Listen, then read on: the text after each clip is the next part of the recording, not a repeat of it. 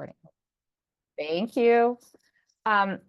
So today we're going to be talking about working with clients with criminal records and just a few housekeeping things. So feel free to ask questions or comment in the chat. Michelle and Bila, I'll let you decide how you want to take questions, if you're going to pause or take questions as we go. So when it's your turn, we'll let you decide how you want that. But we are going to keep everybody muted until there's officially time to ask questions or you've been granted permission, just to like minimize the chaos. Just a few things about training norms and agreements. These are pretty basic. So respect the trainers, respect the attendees. So you may not agree with everything or have questions, or it might bring up feelings. That's okay, but we're just asking folks to really act with respect. Also asking people to make space and take space. So if you're a talker like me, maybe try and zip it and make space for other people that tend to not take up space. And for those of you that tend to hang back, this is a great opportunity, either in the chat or when we can unmute, to take a risk and ask some questions or share some of your knowledge.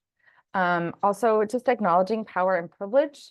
All of us have different levels of power and privilege, so just be mindful of that as we're going through this.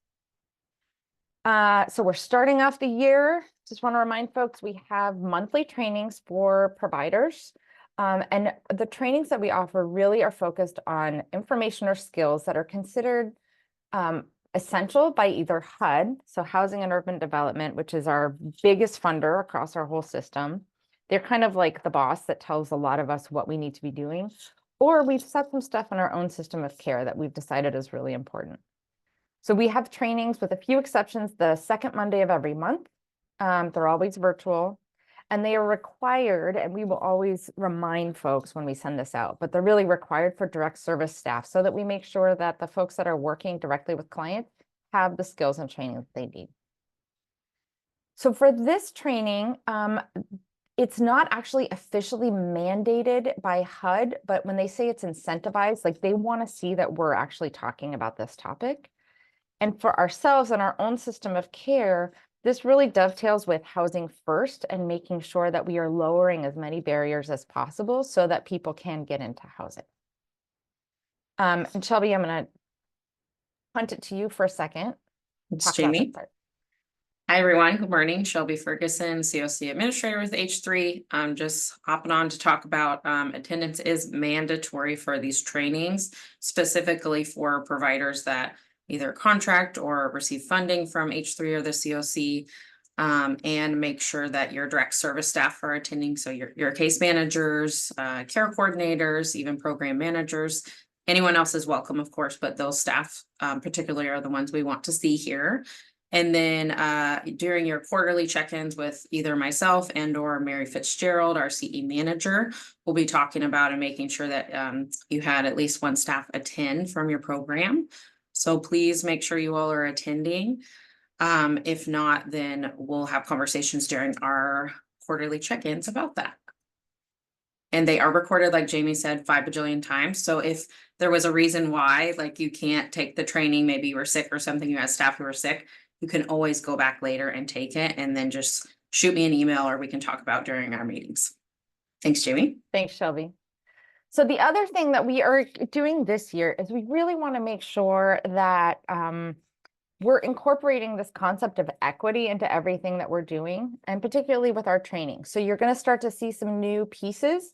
And we want to just cue you up to think about, for each of the topics that we're covering in our trainings, have you noticed inequities? And so that basically means, like, are you seeing different groups of people being treated differently? And it could be based on race, ethnicity, it could be gender, it could be sexual orientation. But start to think, put that lens on. Have you noticed inequities in your own work on this topic? So today, thinking about folks with criminal records. Have you contributed to or interrupted inequities? And we all have choices and opportunities every day. And just because you maybe contributed to something, that's not the end of the world. We're going to learn how to start to notice things and do things differently. And then start thinking about what barriers still exist and how might they be addressed. So with that, I'm going to turn it over to Bila and Michelle from Home Base, and I'm going to stop sharing.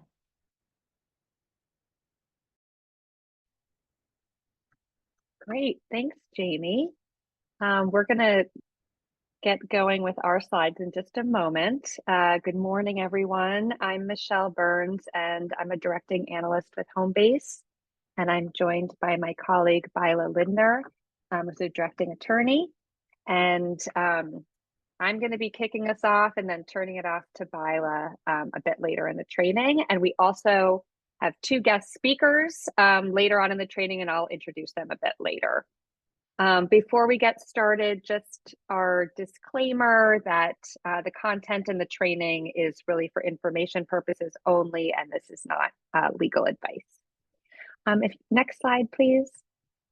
Jamie already gave us some good Zoom tips, so I think all of these things have already been covered.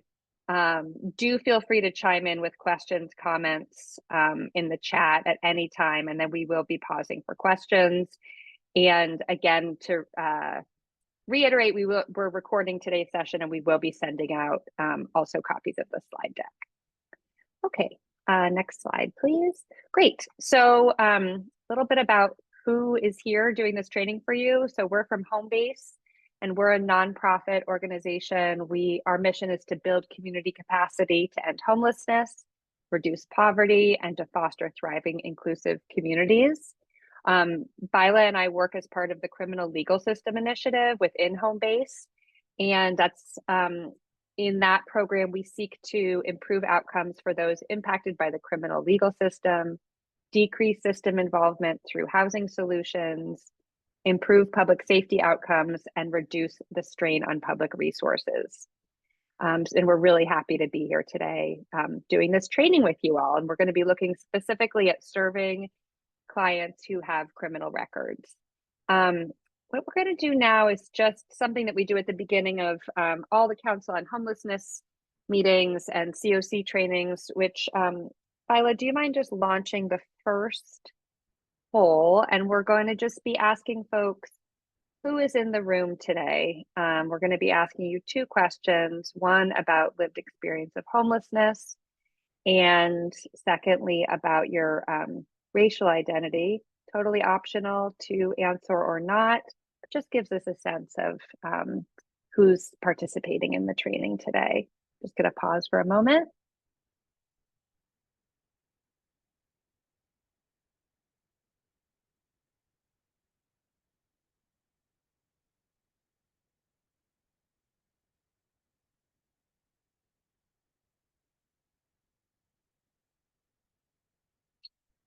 Great. Just going to give it a couple more seconds.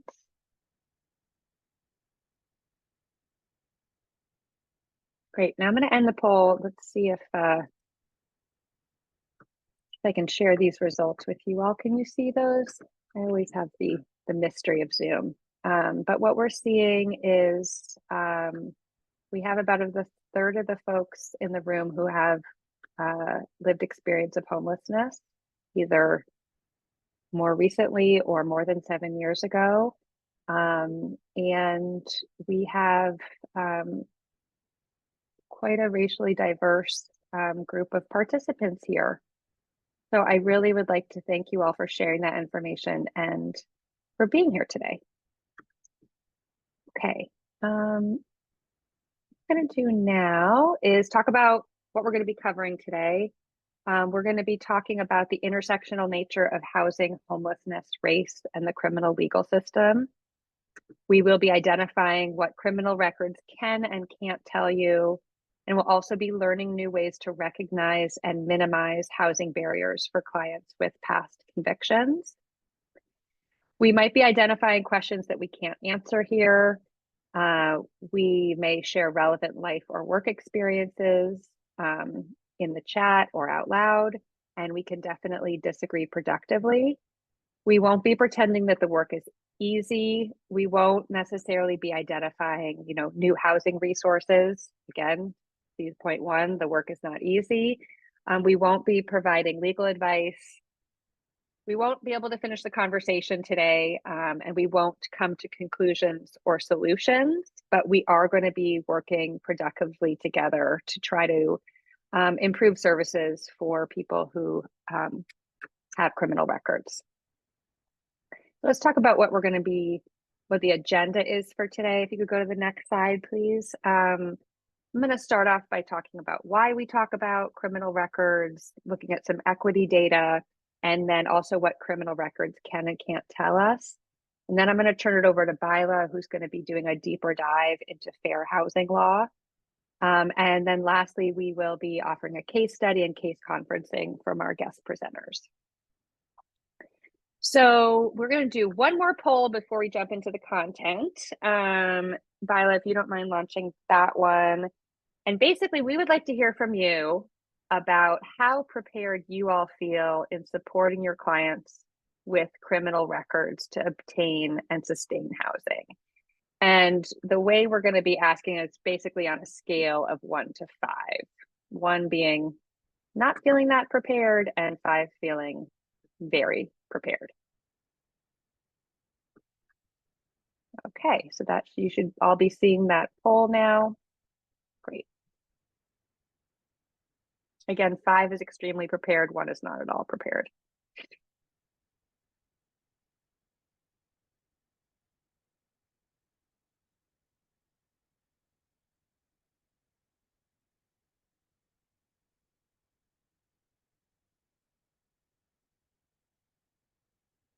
Okay, great.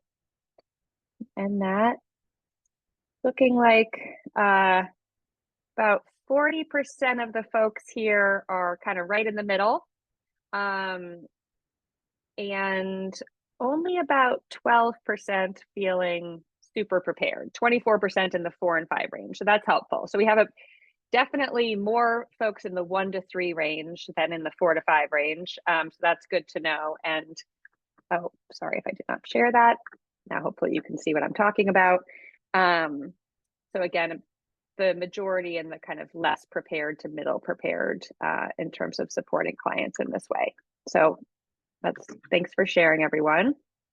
Okay, so now let's talk about why we're talking about criminal records, why it's important. There's really 3 major reasons why we're going to be talking about this. Number 1, criminal records matter when we consider broader equity issues. 2, they create barriers to finding and sustaining stable housing. And 3, understanding criminal records also helps us serve our clients better. Let's go into that in a little bit more detail now. If you go to the next slide, please. So the first reason is that criminal records matter when we consider equity. We do have a number of detailed slides on equity with national, state, and local data. We're going to be sending out the slides to everyone who registered after the training, and they're going to have data again at national, state, and local levels. Today, I really want to focus specifically on the local data because that definitely feels the most relevant. So you'll see there's this slide, which I'm not going to go into a great detail, talks about the disproportionate impact of homelessness for people with criminal records. If you could go to the next slide. We have some, yeah, great, you can skip that. Yeah, so we have both. This is again some national statistics, and you could go to the next one, Byla. And this is some California numbers, but I wanted to again really drill down into the Contra Costa numbers. So if you could go to the next slide, please. So Contra Costa does reflect a lot of the same issues that we are seeing both statewide and nationally. What we see is that Black people in Contra Costa County comprise 9% of the general population, but they're 39% of the population experiencing homelessness in the county and 40% of the jail population in the county. So clearly, when we're talking about equity and we're talking about needing to have better solutions, this has got to be really at the forefront of our conversation. Another piece of local data that is relevant is looking at AB 109 participants. So through AB 109, Contra Costa County provides emergency shelter for people who exit the criminal legal system. And this shows some specific data about where those shelter participants are exiting to. So what you can see here is that 29% are going to temporary shelters, 27% to an unsheltered setting. So more than a quarter of the folks exiting the shelters are going into an unsheltered situation, which is very noteworthy. 14% to another institution, which could be, for example, a hospital, 13% to another shelter, and only 10% are going to permanent housing from the AB 109 shelter placement. And so as you can see, these exit destinations are pretty stark and worth noting. And thank you, Jamie. Yes, in terms of the disparity data, definitely want to reiterate what Jamie is saying, that this is not a reflection of individual failures. It is really a reflection of systemic racism, institutional racism, and that is also why it is so important that we continue to do the work that you all are doing. The second thing, the second reason we talk about criminal records is that they create barriers to finding and sustaining stable housing. So if you go to the next slide, just want to touch on collateral consequences, because convictions carry not just immediate consequences for the person who is incarcerated, but long-term consequences for the broader community. And when we talk about collateral consequences, these really refer to the effects that follow a person after they've been released from jail or prison and are built into our laws and our regulations. And there are also long-term consequences that are not part of laws or regulations, but continue to have significant impacts on individuals and communities. And these can directly involve housing or be one step removed. So these can include, the type of business you can own, or the license you obtain, or the job you can get, or your right to vote. And even if they don't have an immediate direct housing impact, they do obviously have significant consequences on a person's ability to obtain and maintain stable housing. And some of the collateral consequences do relate directly to specific laws and regulations that affect housing, such as HUD's rule that public housing authorities conduct mandatory screenings of people who have been convicted of methamphetamine production, or people on the lifetime 290 sex offense registry. So those are some examples. Let's go to the next slide, please. And would like to hear from all of you. We have a nice big group today from a number of different organizations, but would like to hear from you all in the chat, or what kinds of barriers are experienced by your clients who have been impacted by the criminal legal system? What are you seeing as some of the primary challenges and barriers? And if folks want to put that in, I'll pause for a moment and then start reading them out loud. Okay, so I'm seeing housing and employment, low wages, lack of job opportunities, employment, again, yep, the 290 registry, entitlement issues, clients on felony probation finding employment, yep. So I'm really seeing employment as a huge issue, folks who are undocumented, lack of education. Yep. Great. Suspended license, benefits. Yep. Housing, specifically judgment from prospective landlords. Yes, that is a really big issue. Well, I'm really seeing a lot of common things here around employment and housing access. I'm also seeing mental health and substance use disorders. So, yep. Yes, very, very challenging. Thank you, everyone. Keep putting those in there. That's really helpful. Great. If you go to the next slide, please. I want to just take another moment to talk about the scope of impact of collateral consequences. So I just think these numbers are really startling when you consider that every year over 600,000 people enter prison and 10.6 million people enter jail. And those numbers don't include their families, their coworkers, their children, their communities that are impacted, considerations What happens when a person is incarcerated? What happens to their car that gets impounded? What happens about the rent that doesn't get paid? So just thinking about each of those numbers as a person with so many other connections in the community. 67% of people held by jails have not been convicted of any crime. So again, the majority of people in jail have not been convicted of a crime. So someone can be arrested, detained, and released, but during their detention, these additional collateral consequences can begin to pile up. If you have someone who's been experiencing homelessness and have been living in their vehicle, while being detained in jail, their vehicle could be impounded. And when they're released, whether or not they were convicted, their place of residence has disappeared. Technical violations are the main reason for incarceration of people on probation or parole. And so technical violations are extra rules that people on probation or parole need to follow. Sometimes that's also called community supervision requirements.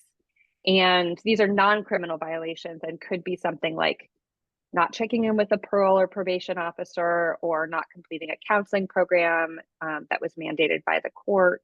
And again, these are not crimes, but the majority of people who are on probation and parole are reincarcerated because of these non-criminal violations. Let's go to the next slide, please. So the third reason is to talk about criminal records is that understanding them can help serve our clients better. I'd like to take a moment to hear from you all about how you all use some of this criminal record information within your organizations. So if you can, Violet, if you don't mind doing that poll, and then you all can check your response. Let me know if you guys need help. Oh, great. Great. There you go. Thank you. So we're asking again, how does your organization or agency use criminal history or record information, criminal record information? I'm just going to pause for a moment.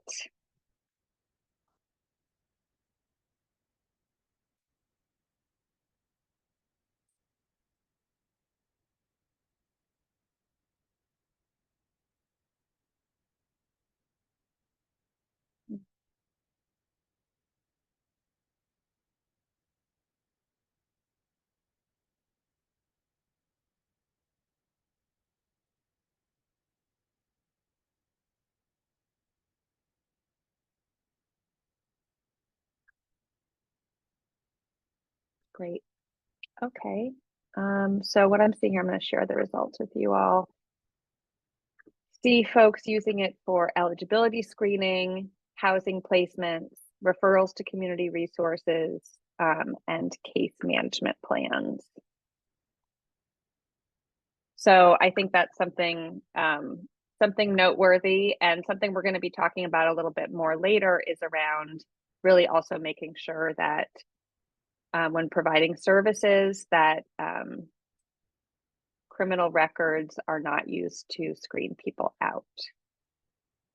I also want to say I really appreciate in the chat, I'm seeing an observation about the use of the word client, and instead, hearing that mentioned, most of our staff are formerly unhoused and many have past convictions. They are my colleagues and coworkers. Thank you very much for raising that up. I think that is a really valid point. And I will make note of that and be conscious of the language that I'm using. Violet, if you could go to the next slide, we're going to talk about what we can't learn by looking at criminal records and what we can. So what we cannot do is necessarily see what the final outcome was. Depending on where you get the criminal history information, there are limitations on what you can what criminal history information you can use when making housing decisions. Rap sheets can include lots of information like arrests, but it's important to look at the final disposition or the result of the case. And also the reports can have errors. They're not always accurate. The other thing we can't tell by looking at this is whether our clients or participants, excuse me, are dangerous to themselves, to other people, to staff. This is something I raise because frequently this is a concern that is brought up, and sometimes from prospective landlords, and just reminding folks, and this is going to be talked about a little bit more later as well, that having a criminal record does not mean that a person is inherently dangerous, or again, trustworthy. So we can't tell whether a person is trustworthy based on whether they have been arrested or convicted of a crime. For example, a common example is looking at someone who has committed shoplifting, and you could ask, is that a reflection of being untrustworthy? Is this a crime of survival? And not having that inherent judgment. And then the final one is really about deservedness. And we do live in an environment of continued housing scarcity and prioritization. And so the question comes, who is going to be prioritized for having? And we want to be very conscious of the moral deservedness ladder that can come from not having enough housing and having scarcity. And again, we can't tell if someone is deserving of housing based on a criminal record, because really everyone is deserving of housing. Okay, can you go to the next slide about what we can learn? So there are some tangible benefits to looking at criminal records. And those, if there's folks on the call who don't currently use this information, to maybe consider using it in a way that will benefit the folks that you're working with. So the first thing is our ability to really tailor services. So for example, there's record expungement services, and there are mechanisms to be re-tiered on the sex offense registry. And those are examples of things that can be really beneficial to reducing barriers to housing. Secondly is the ability to understand the whole client. And so making sure that, not the whole client, the whole person, making sure that people have a sense of belonging and community with service providers, with coworkers, and other people with lived experience. We also, I know many folks on this call already take a trauma-informed approach to working with people with criminal records and people who have been incarcerated. And so using those approaches that are also specific to the experience of custodial trauma that results from being incarcerated is really important in considering what housing option is going to be safe and appropriate for a particular person. And then lastly, making sure that housing options and housing supports are aligned with any sort of community supervision requirements. And again, those are the requirements placed by probation or parole. So someone with a criminal record who has those specific additional requirements are going to need to have those in mind when looking for housing. I'm going to pause for a moment and see if folks have any questions. I'm scanning the chat really quickly, but want to see if anyone has any questions before we move on. And folks, you're welcome to put it in the chat. Yeah. There's one question that's knowing, what platform are criminal records available to case managers? Is there a standard way that people can get this information? That is a good question. And that's actually going to be one of the things we're going to be talking a little bit about during the case study. Because it's not always one specific way. It does take some digging around. And there's another question. What did you say about re-tiering those participants who are on the registry? Is it possible to do so? Any recent change? Yes. I'm going to ask Byla, are you able to answer the re-tiering question?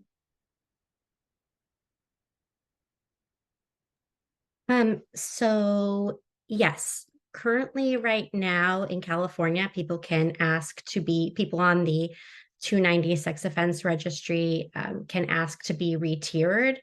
I believe the best way to go about that would be to contact the Contra Costa County Public Defender's Office to learn more about that process and how it works in your county. But yes, it is possible for people to petition to be re-tiered.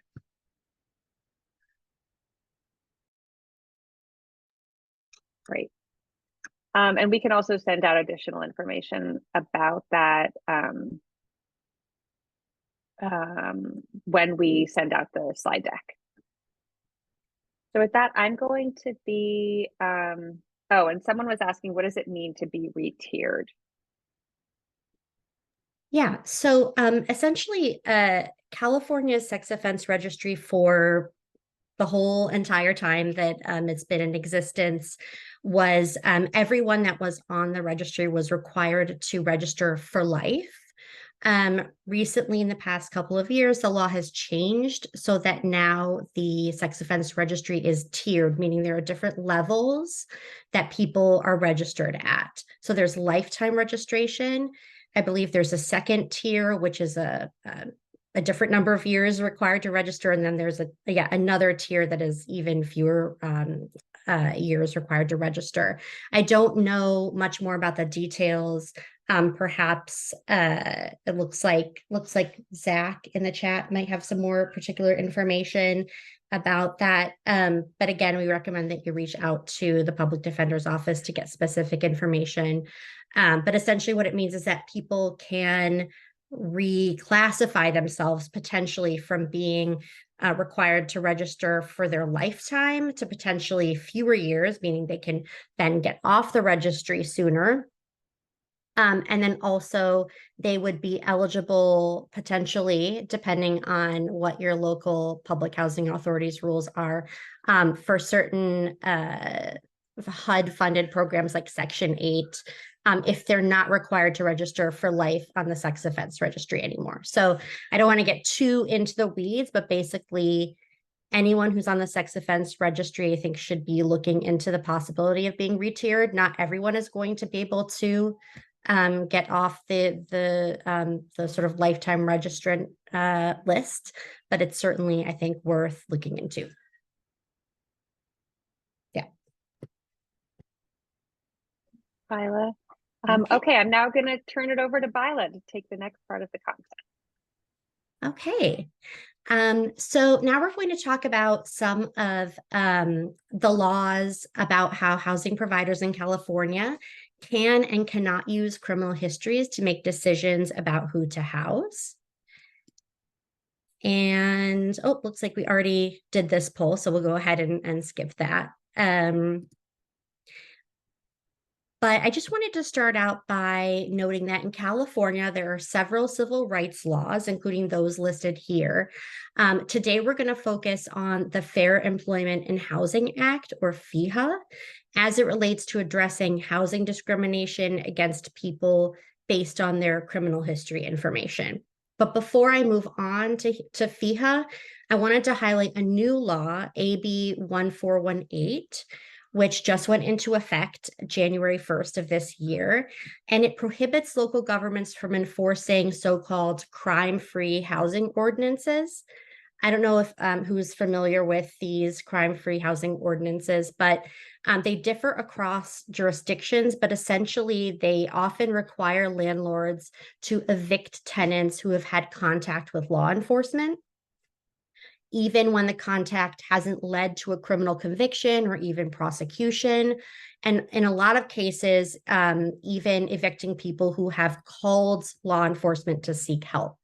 And, the theory behind that is that bringing police to apartment buildings creates a nuisance. And then, that is potentially grounds for evicting someone. So anyway, this new law, AB 1418, hopefully will be helping a lot of people retain their housing and possibly also impacting some screening processes as well. So we'll see what happens with that.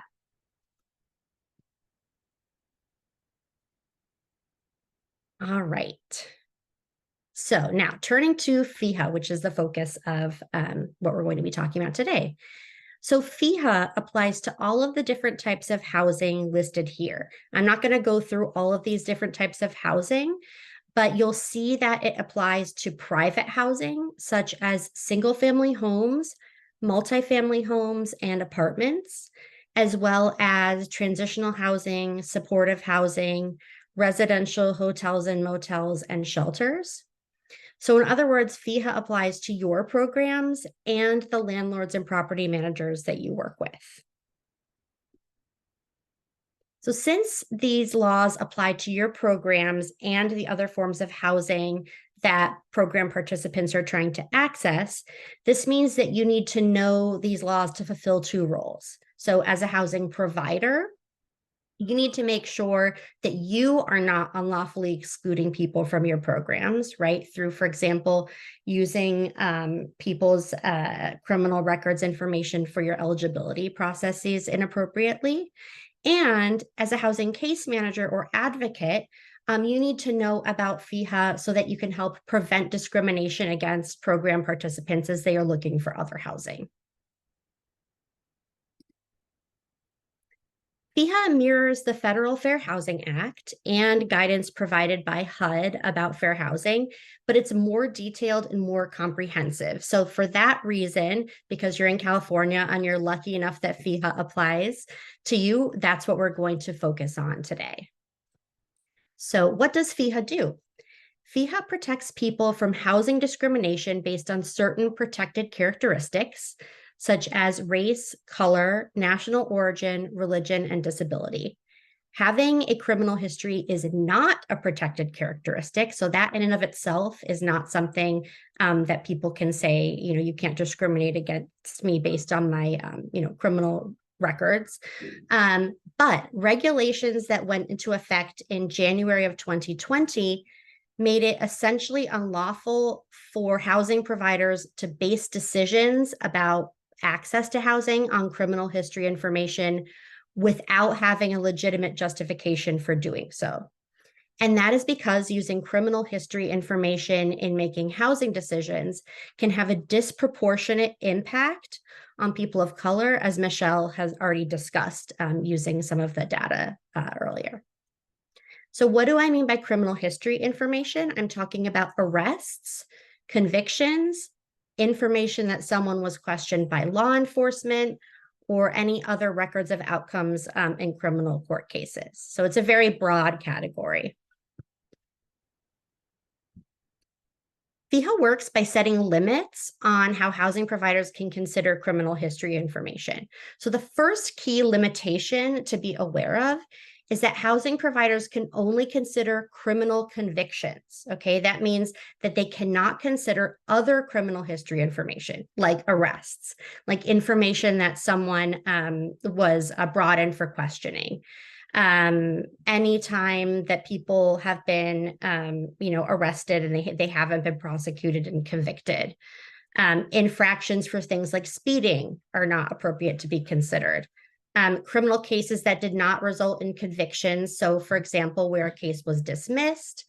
Also convictions that have been sealed or expunged cannot be considered, and outcomes of juvenile court proceedings. And the reason for this is that anyone can be arrested, right, at any time. And it's not until someone has actually been convicted that they have either pled guilty or they have been found guilty. And until then, they are presumed innocent. So it's not appropriate for housing providers to be taking into account all this other information that doesn't actually speak to someone's guilt for the crime that they have been accused of.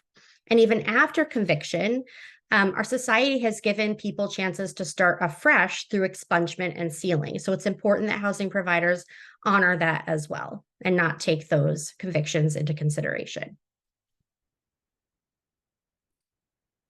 The next limitation is that if a housing provider does consider a conviction, or they want to consider a conviction in making their housing related decision, they can only consider convictions that are directly related to housing, right? It's not a free-for-all where they can just consider any conviction that someone has. So to determine whether a conviction is directly related to housing, housing providers should consider things like the nature of the crime. Did it have anything to do with someone's actions as a tenant, for example?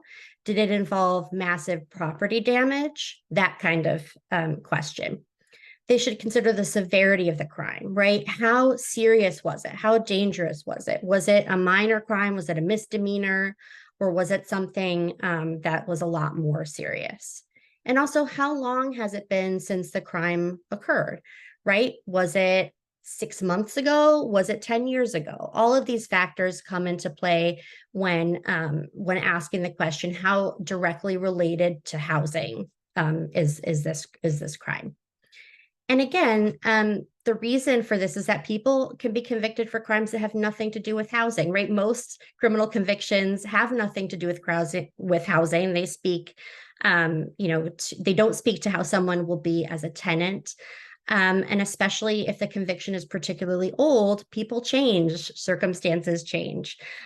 So these are all very important factors to consider. Okay, FEHA also prohibits the use of blanket bans for people with certain convictions. So for example, if a landlord or a program has a policy that says no felons or no one with an assault conviction, that will not pass muster. That will not be FEHA compliant. And again, that's because these blanket bans are not taking into account individual assessments of things like how long ago the crime occurred, the severity of the crime, and whether the crime was related at all to housing. It's not individual, it's just a blanket ban. So again, blanket bans are not going to be lawful.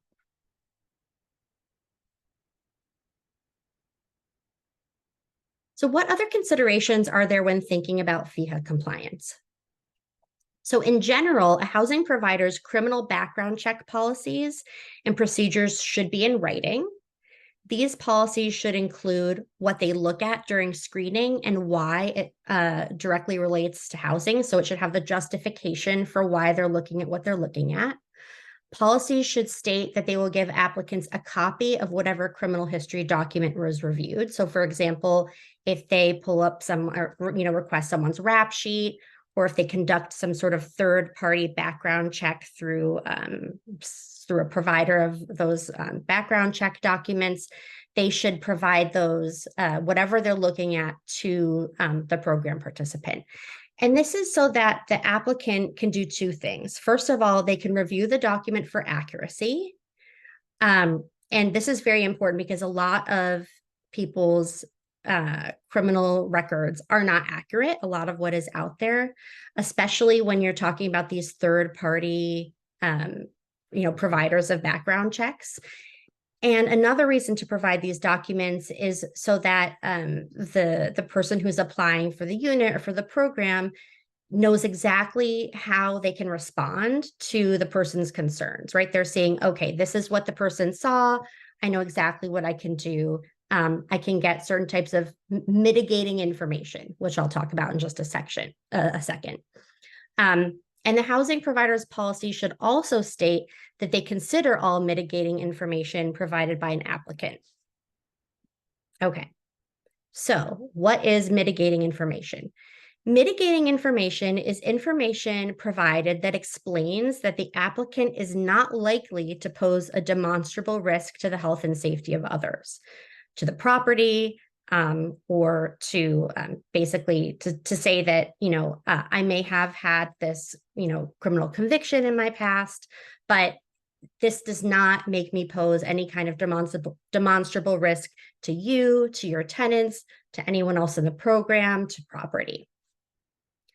And so different examples of mitigating information could be to say, the age that you were when the criminal conduct occurred. So if you were a minor, for example, although again, those records shouldn't be available anyway, if it was 15 years ago, how long ago the criminal conviction was. If the conviction was related to a disability, So for example, is someone on the 290 registry because they were exposing themselves in public while having a mental health episode, right? So that would be something where they could explain this was related to a disability that I had. This, I am, in treatment, I'm receiving this kind of assistance. It's that kind of explanation of cause that can be useful in telling a whole story of a person's situation. Another thing that could be mitigating information is the person a survivor of violence? Was this something that they did perhaps in self-defense or after many, many years of having been a survivor of domestic violence? That kind of, again, context really matters. Also, mitigating information can be any evidence that someone has, been quote unquote rehabilitated. I personally really dislike that term, but that's kind of a term that's very commonly used. And what that means is basically, things, programs, services that people have participated in that, speak to some of the issues that may have led to the criminal conviction to begin with. So an example could be if someone was convicted 15 years ago for robbery, but they were, under the influence of drugs at the time, and they've since completed a drug rehab program, right? That's a perfect example of evidence of rehabilitation that should be considered as mitigating information. So if you're a housing provider, you should ask for and consider mitigating information from applicants that are applying before you deny them access to your programs. And if you're a housing navigator or a case manager helping participants find other housing, you should help participants find and present mitigating information to landlords and property managers. Ideally, before they apply for housing, so that they have these documents ready to go should the landlord decide that their criminal record is a problem. So if a program participant believes that a landlord or other housing provider has violated FEHA, you can help them report violations to the Department of Fair Employment and Housing. Actually, I think that that department has since changed names. I think it's the California Office of Civil Rights. Sorry, that's outdated. I need to change that. But at any rate, I believe that the link is still the same. That is where folks can report violations of FEHA. Okay. So I blew through a lot of information just now, a lot of detail, hopefully not too quickly. But I wanted to pause to get questions, concerns, comments. A lot of times when people hear this, they're like, what? That I never knew that this law existed. People are violating this left and right. Yes, that is true. FEHA is being violated left and right. So if that is something that, is your experience, then that's definitely, that's accurate. So again, anyone have any questions, comments? Feel free to, yeah. Oh, sorry. This is Rachel Herger from Bay Area Legal Aid. I wanted to Yes. flag something with the change from the lifetime registration requirement for individuals on the 290 to now the tiered registry.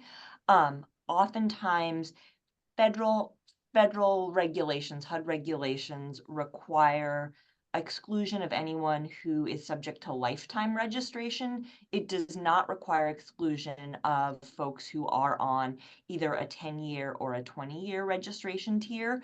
And so one thing that we've seen a lot is federally funded housing providers automatically excluding anyone on the 290 registry.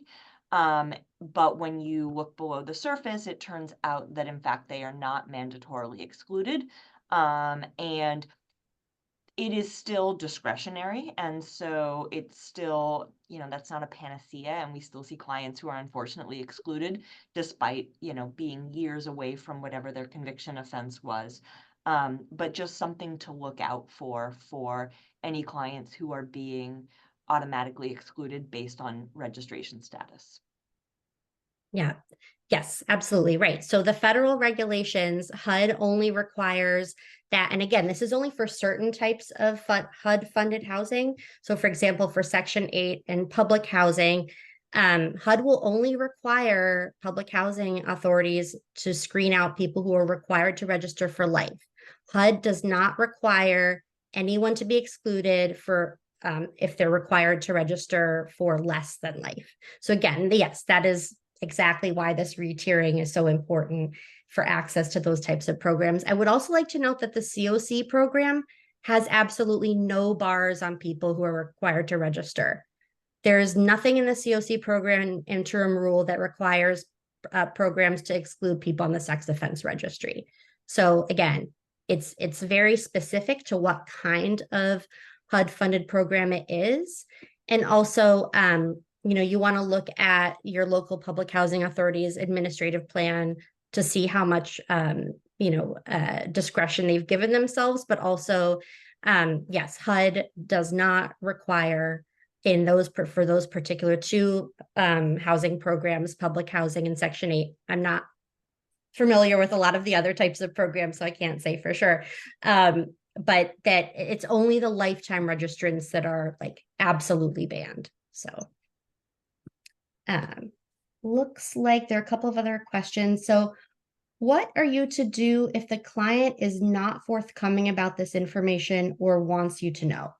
So being client-centered obviously is critical if you're doing this work. And, if a client does not feel comfortable sharing this information for whatever reason, you have to respect that. I think the only way to get around that is really to work on building the client's trust so that they understand, and also educating them on what you would do with this information.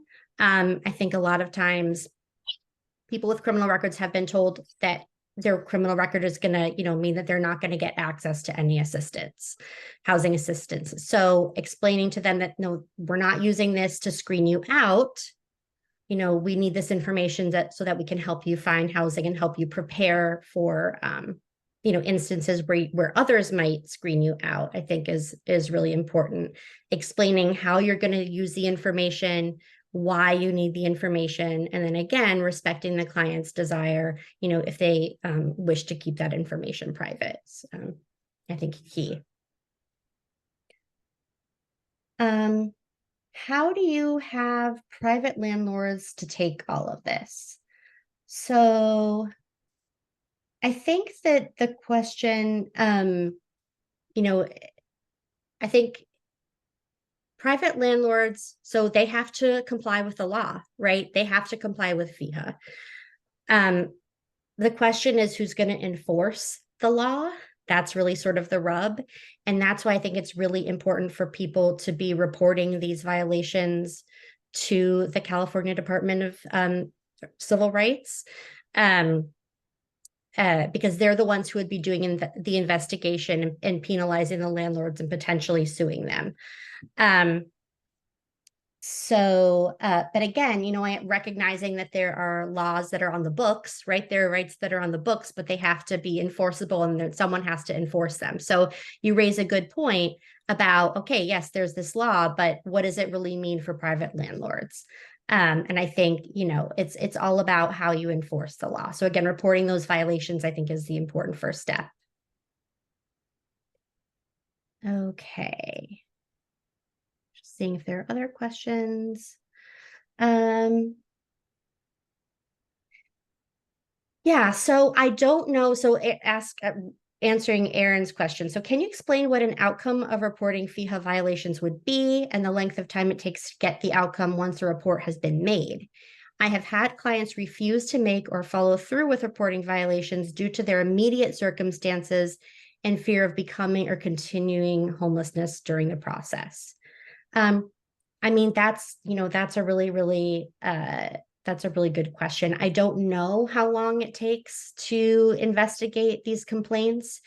And I don't know how long it takes for the outcomes. And that's a real concern that, this is not an immediate solution. This is really a long-term trying to correct the system, I think, as a whole.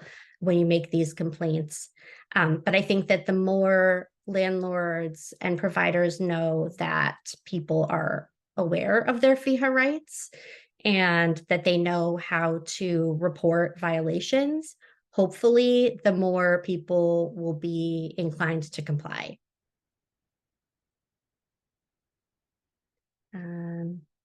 Okay, I'm not seeing any other questions here unless I missed anything. Does anyone else have questions? Anything? Feel free if you would rather come off mute to ask questions, that's also fine.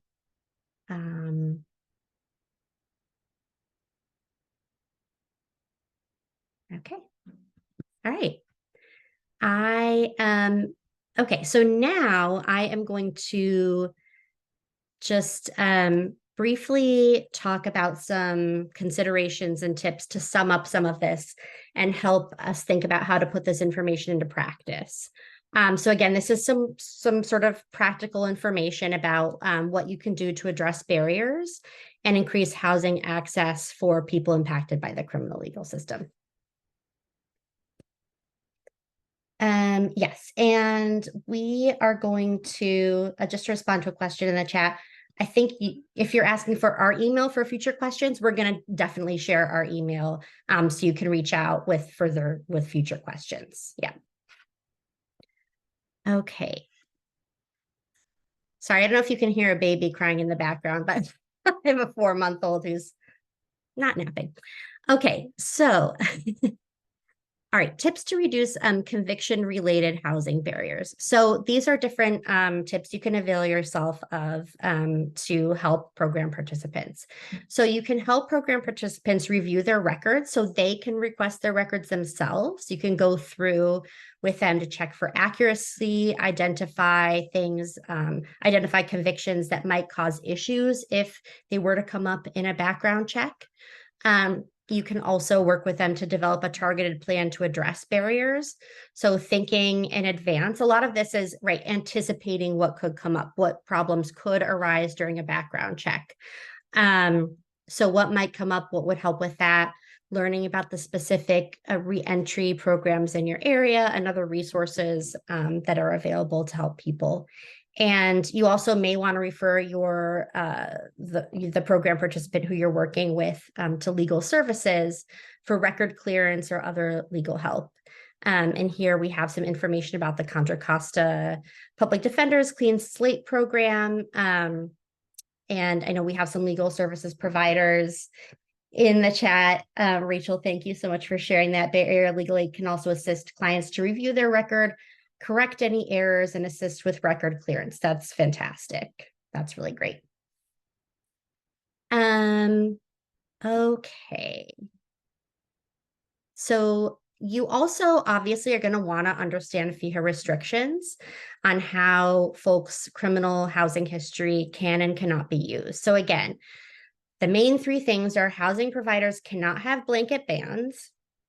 They can only consider convictions, and those convictions must be directly related to housing. And also rethinking document readiness. I know a lot of folks, obviously you want to have your IDs ready. You want to have documentation of any, financial resources that you have to pay your rent, et cetera, income. But also just maybe adding to your document readiness plan, obtaining those mitigation documents, right? The stuff that helps explain that someone's conviction does not mean that they're going to pose a threat to anyone. So, again, the type of conviction, the circumstances surrounding the conviction, what, if anything, has happened since their conviction that might help them overcome barriers they are facing. For example, have they been pursuing an education, involved in their community, any services they have completed? You can also get letters from support systems, people who are involved in their life, who can also speak to the fact that, that they would be a good tenant, et cetera, or that that person will also be available for ongoing support to the program participant should any issues arise. And you can also work with folks to try to help them reframe their story for landlords and property managers, right? Making sure that they're not hiding information or providing false information, but rather highlighting their strengths, explaining what makes them a good tenant, and basically, helping build confidence to talk about their history and to answer some of those hard questions that might come up with landlords. Okay. All right. Any more questions on this particular topic?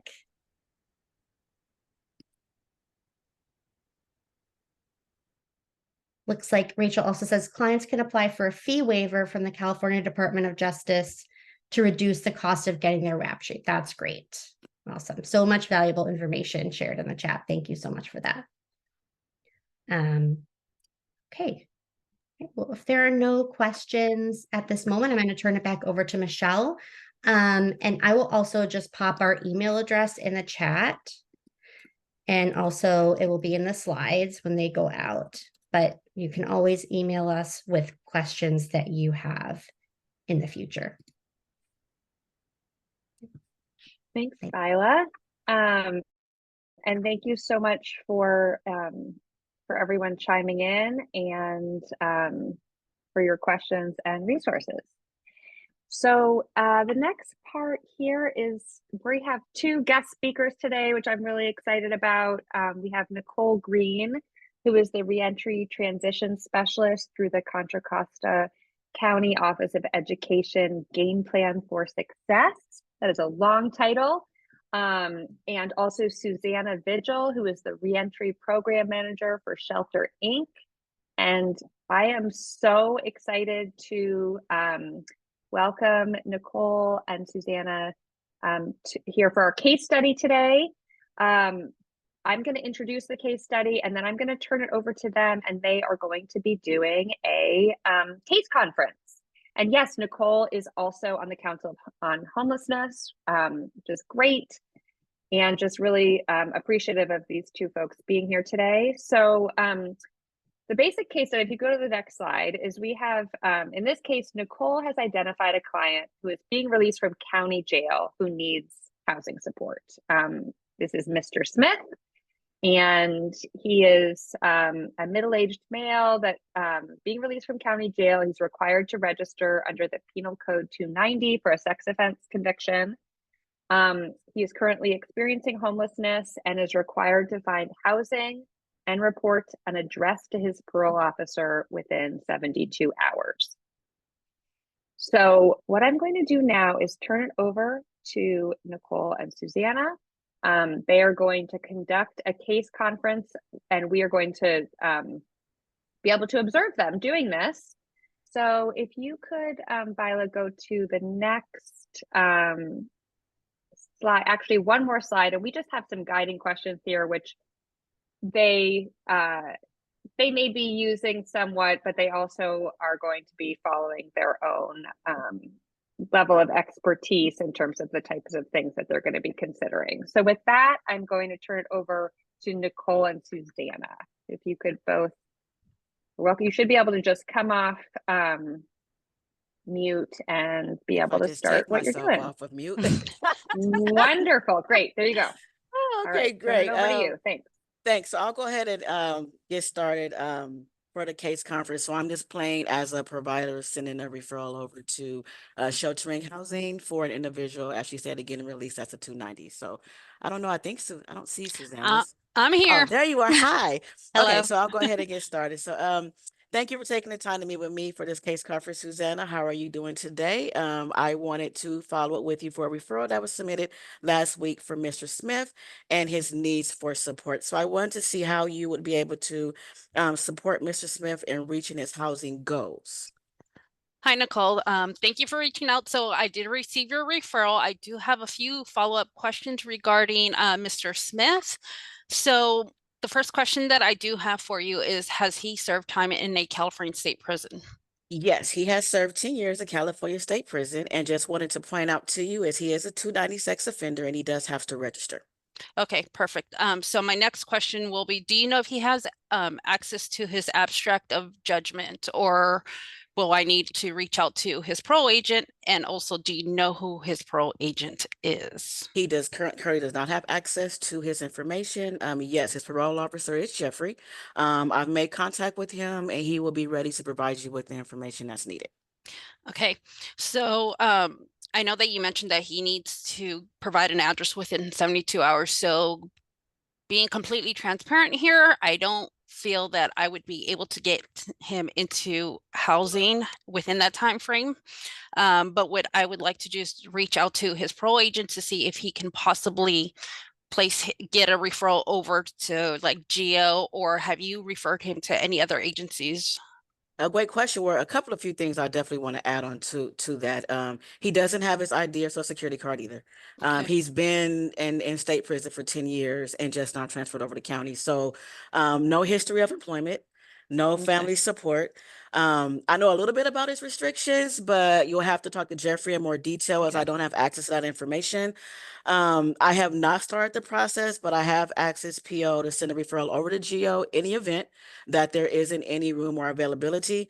There is other programs that I would like to reach out to, such as Impact Justice, since he served 10 plus years.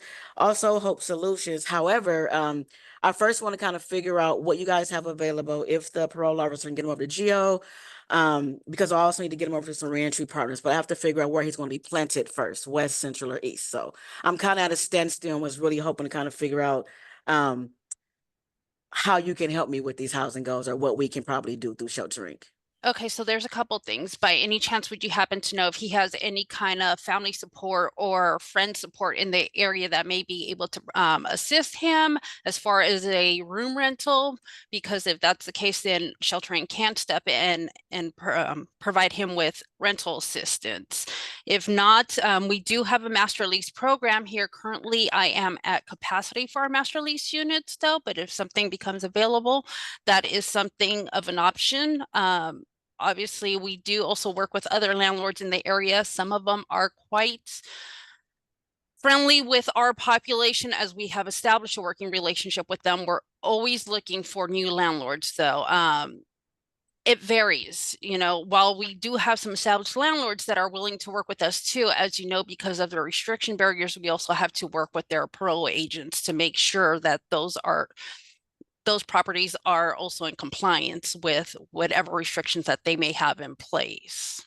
So he doesn't have any family support, Okay. unfortunately. He is open to going to an transitional house.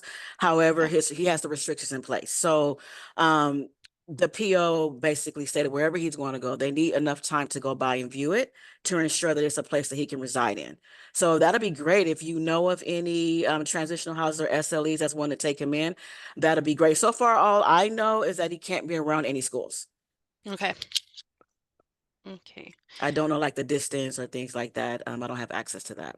Okay, so unfortunately with my program, we do not do transitional housing, but that does not mean we couldn't, if he were to go into a facility, work with GEO short term, just to kind of get him to that next step, then we can go ahead and start working with him afterwards, what his next step would be, whether that's master lease, whether that's finding him an apartment of his own. But then we would also want to make sure that we're looking at his employment. So making sure that he's getting referrals out to the necessary agencies, whether it's Rubicon, Goodwill, things of that nature. Have you started that process as well?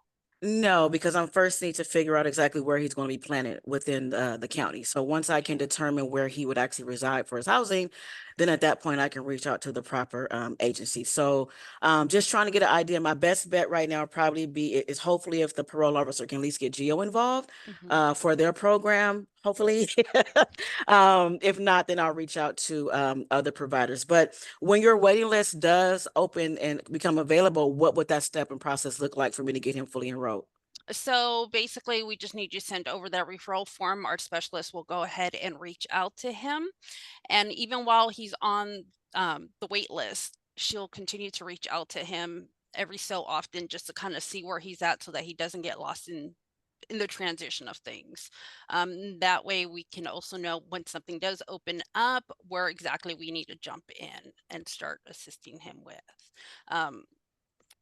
Oh, So and I yeah, did find an important piece I completely forgot to tell you. I'm going to throw you a curveball here. sure.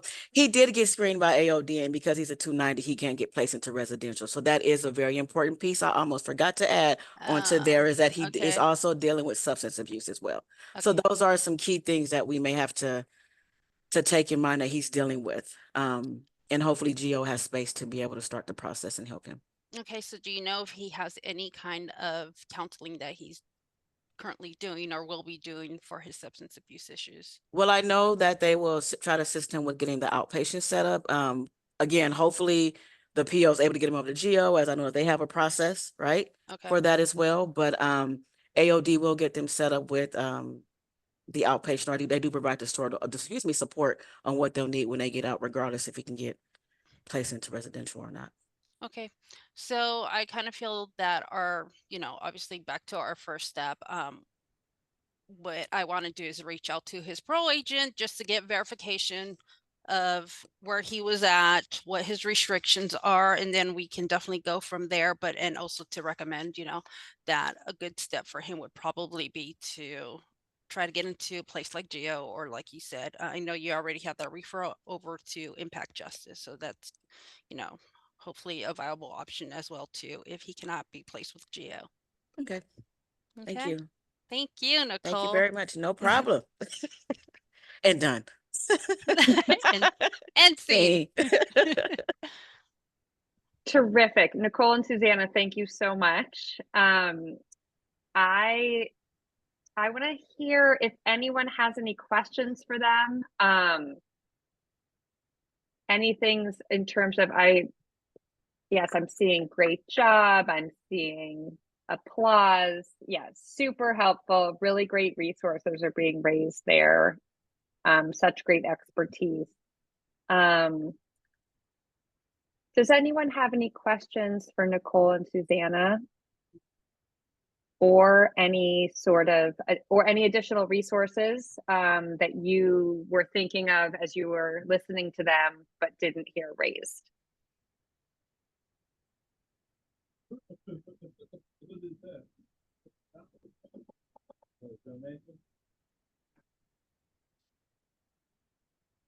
Okay, I'm not seeing any. You all hit all the top points, it sounds like. Any questions from anyone about any acronyms or anything that were used? Oh yes, question is about GEO. Nicole and Susanna, could you talk a little bit more about who GEO is and what they do? So GEO is another private CBO that works directly with CDCR. They have a program in both Solano, well, in a lot of places, but they do have a program within Contra Costa County. The referrals have to be submitted directly from the parole officer. They do have a reentry transition program where they do place our individuals into transitional housing. I do know that they also have some don't quote me on the name of it, but they do have like an AOD aspect of it, as well as mental health and housing aspect of it. And I believe, don't quote me, James, I think it's like 6 to 12 months, but their goal is to get them transitioned over. So a lot of the parolees go over to GEO and sometimes partner with Susanna. And sorry for all the acronyms. Thank you, Michelle, because I'm just throwing out CDCR, but that's who GEO is. And if you need a contact, you email me, I'll send it over to you.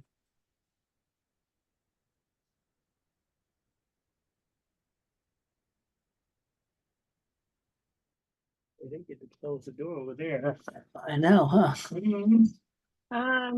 Another thing, could you all talk a little bit about the process, how you would approach any sort of re-tiering for Mr. Smith from in terms of the sex offense conviction?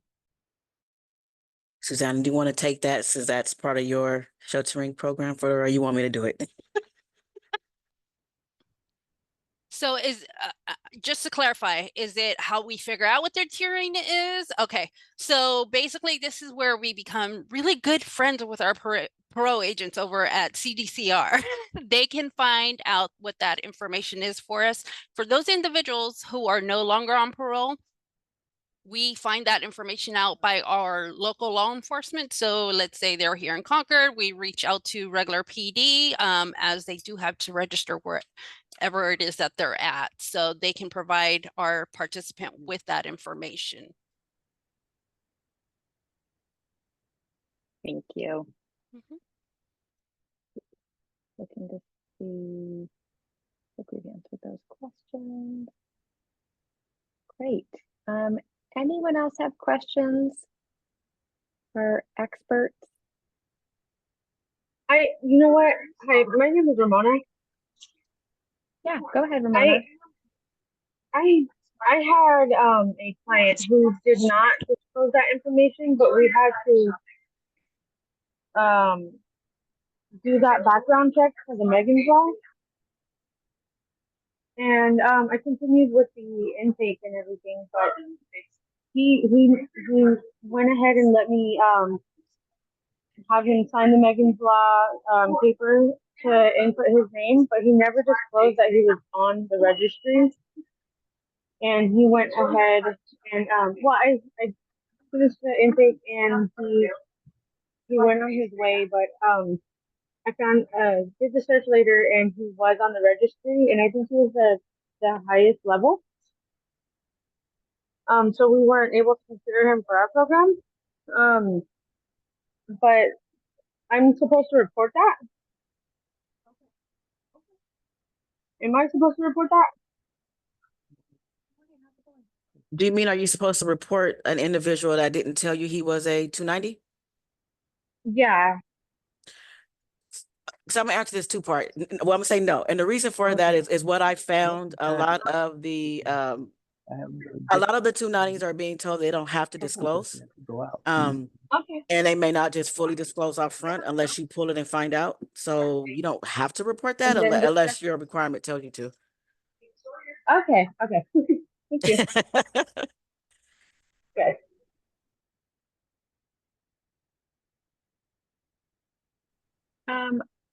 Viola, I also wanted to see if you had anything else to add here related to how this might impact the connection between this and the FEHA, the Fair Employment and Housing Act. Yeah, so to be totally, completely clear, FEHA applies to all criminal records, regardless of the nature of the alleged crime. So that includes sex offenses. So people who are convicted of sex offenses are still protected by FEHA, which means that anytime that a landlord wants to screen them out, anytime a program wants to screen them out, it has to be because of a conviction that they had. And someone has to do an individual assessment of whether or not this conviction directly relates to housing. And they have to consider any mitigating information that the person may be able to provide. Again, Section 8 and public housing, funded by HUD, if they are required to register for life, there is that ban. But if they are not required to register for life, they may still be eligible for those programs depending on how the Public Housing Authority has set up their own discretionary regulations locally. And again, people on the 290 registry are eligible for COC funded programs. There's nothing in the HUD regulations that say that people who are on the 290 registry or who are on any sex offense registry throughout the country have to be excluded from COC funded programs, just to be 100% clear. So if you are working with this particular program applicant or program participant, if they are up for sharing this information with you, you're going to want to possibly learn a little bit about the circumstances surrounding their convictions. Again, like, is their substance use issue something that contributed to that? How well addressed is that? What kind of mitigating information or documentation can you get? Potentially a letter from their parole officer saying that they've been compliant or that they, don't have any reason to believe that this person would pose a risk in X, Y, or Z housing. Getting letters from program providers if they are in treatment, explaining, their compliance, et cetera, if they've completed something. That kind of thing, I think, could potentially help a lot for this client. this program participant. Thanks, Paila. There's a question here about the abstract judgment. Nicole and Susanna, in this case, how would you go in this case study, how would you go about getting that information? Well, there's a couple of ways. Sometimes the participant already has it from when they were originally sentenced. We can also get this from our parole agent. As I mentioned, we do want to become friends with our agents. They do have this information usually readily available to them. If not, we don't necessarily need the abstract of judgment, but it does help with it just gives us a little background as to what their convictions are, what we're working with, and to make sure that they are eligible by having served state prison time here in California. If that is not available, there's other ways for us to determine eligibility, whether it's a 1502 form also provided from parole. And also another way that we go about it is creating an account through the CDCR website, actually. So if you're with some kind of CBO, you can prove that. You can actually request, as long as the participant knows what their CDCR number is, we just provide them with the very basic information of what that number is, our participant's name and date of birth, and then they can verify with us too what some of those charges are, and that will also help us with their eligibility. Great, thank you. Let's see. Yes, and thank you, Bila, for putting that additional resource in the chat as well. Any other questions right now?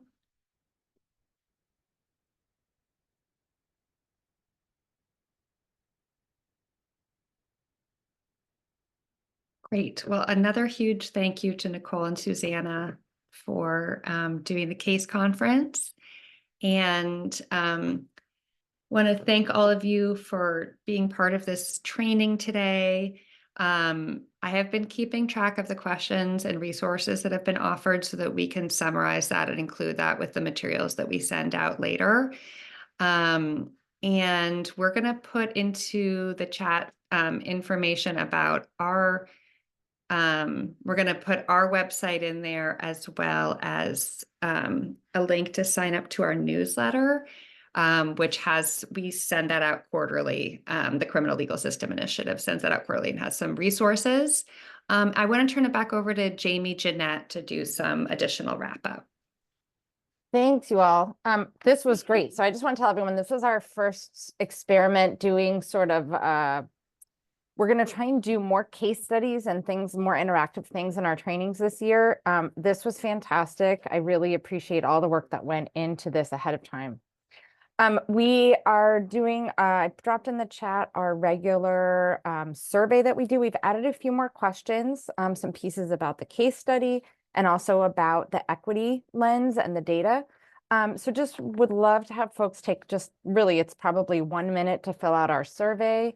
And drop it in the chat again. We are also going to email everyone with a link to the recording, a link of the material, a copy of the materials, and another opportunity to fill out the survey.